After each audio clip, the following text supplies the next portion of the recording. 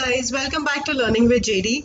As you know that we've already started preparing for our knowledge areas and we've completed the first half of scope. We are going to cover the second part of the scope today, that is talking about monitoring and controlling. But before doing that, let's see what are we going to cover today. We are going to see how do we validate the scope, how will we control the project work within the scope. So these are the two key things that we are going to cover in today's session.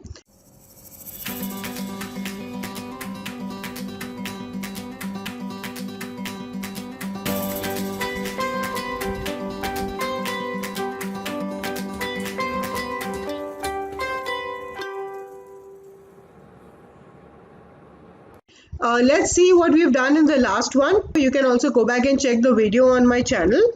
So we've covered on the top 4 processes in the previous session: plan, scope management, collect requirements, defining the scope, and creating the WBS. Plan, scope management, the process of creating the scope management plan that documents how the project and the product scope work will be defined, validated, and controlled.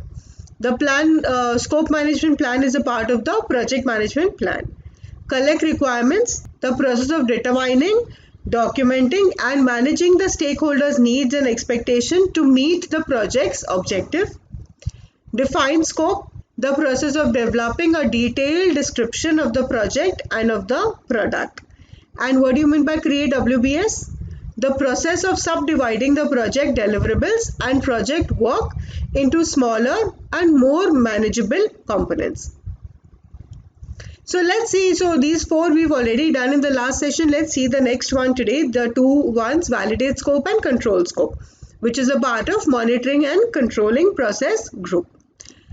Under validate scope is the process of formalizing acceptance of the project deliverables. The key benefit of this process is that it brings objectivity to the acceptance process and increases the probability of final product, service, or results acceptance by validating each deliverable. It is very, very important that while you are creating your project, you also keep on validating the scope. Every point of time you should validate. We will see what are the tools and techniques for validating the scope, but it is extremely important to validate the scope every time. Project management plan is what you need. It is an input and the project document. Project management plan, because it defines how, right? How should you validate the scope? It is a part of the scope management plan. Requirement management plan includes how are you going to manage the requirements, and the scope baseline. You remember we told you all the subsidiary management plans and all the baselines are a part of the project management plan. And you also need the project documents, the lessons learned register, the quality reports, the requirement document, requirement traceability matrix, all are the part of the project documents. You need your verified deliverables. Whatever has been verified, that is an input. Verified deliverables are project deliverables that are completed and checked for correctness through the control quality process. Work performance data. Work performance data can include the degree of compliance requirements, number of non-conformities, severity of non-conformities, or the number of validation cycles performed in a period of time. Inspection is the tool and technique that you can do for validating your scope. What do you mean by inspection? Inspecting is measuring, examining, validating to determine whether the work and deliverables meet the requirement and the product acceptance criteria. Decision making is another tool and technique. An example of decision making may include voting. Voting is used to reach to a conclusion where the validation is performed by the project team and other stakeholders. So while some part of the work is ready, you may send it across to the other team members or to the stakeholders to validate whether the scope is as per what was defined. Now let's see what are the outputs of validate scope. Accepted deliverables. Now these defines that your work has been completed and the deliverables can be accepted.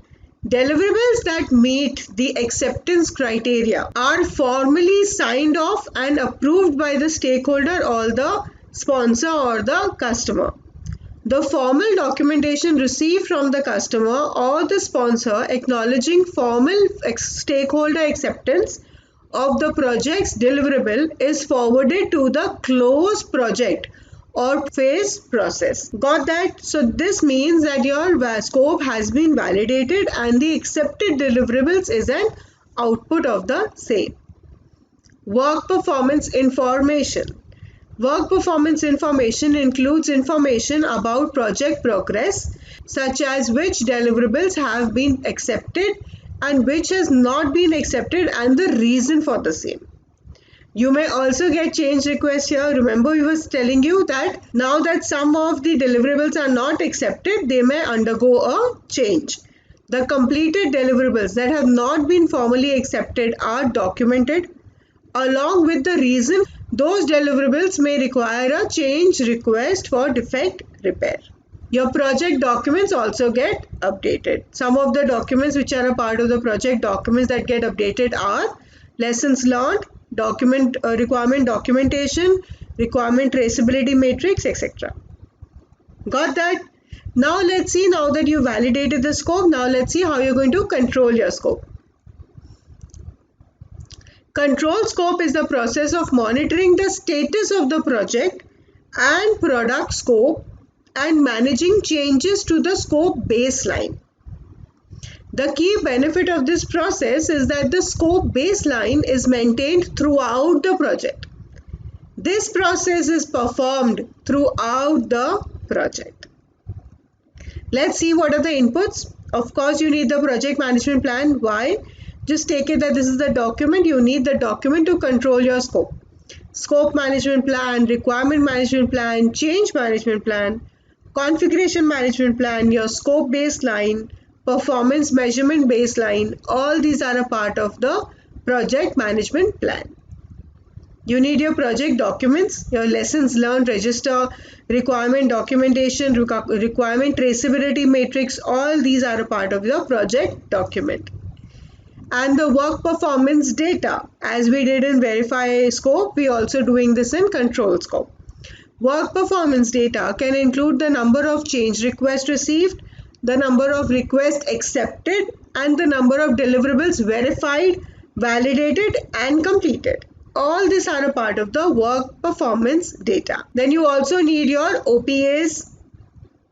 Now let's see what are the tools and techniques. Data analysis. You will do data analysis to control your scope. Variance analysis.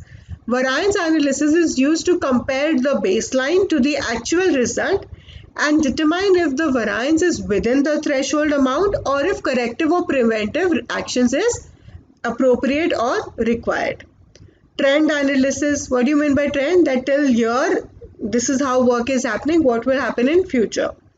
Trend analysis examines project performance over time to determine if performance is improving or deteriorating. Yeah. What is the output that you get while you control your scope? Work performance information. The work performance information produced includes correlated and contextualized information on how the project and the product scope are performing compared to the scope baseline. It can include the category of the changes required and identify scope, variance and their causes, how they impact the schedule or the cost, and the forecast of the future scope performance. You may also get change requests. Analysis of the project performance may result into a change analysis to the scope and schedule baseline or other components of the project management plan. Change requests are processed for review and disposition through the PICC process, that is Perform Integrated Change Control process. Your project management plan gets updated. It may undergo some changes. The project documents may get updated with your change controlling your scope. Got that? So these are the two processes that we had to cover today. I know it's short and sweet for you to understand on the monitoring and controlling process group for project scope management.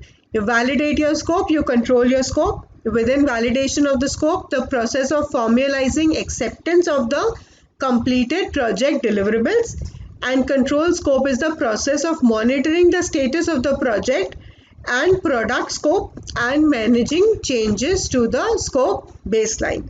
So these are the two important parts of the session that we covered today. So guys, that is it from my end for today's session. I hope you like it. Please click on the like, share and comment button. Subscribe to my channel if you've not done so. You can also view the project integration management, stakeholder management and scope management we've completed now. In the next session, we're going to talk about schedule management plan. Wait for the next session to come. Till then, keep connecting, keep studying and all the best.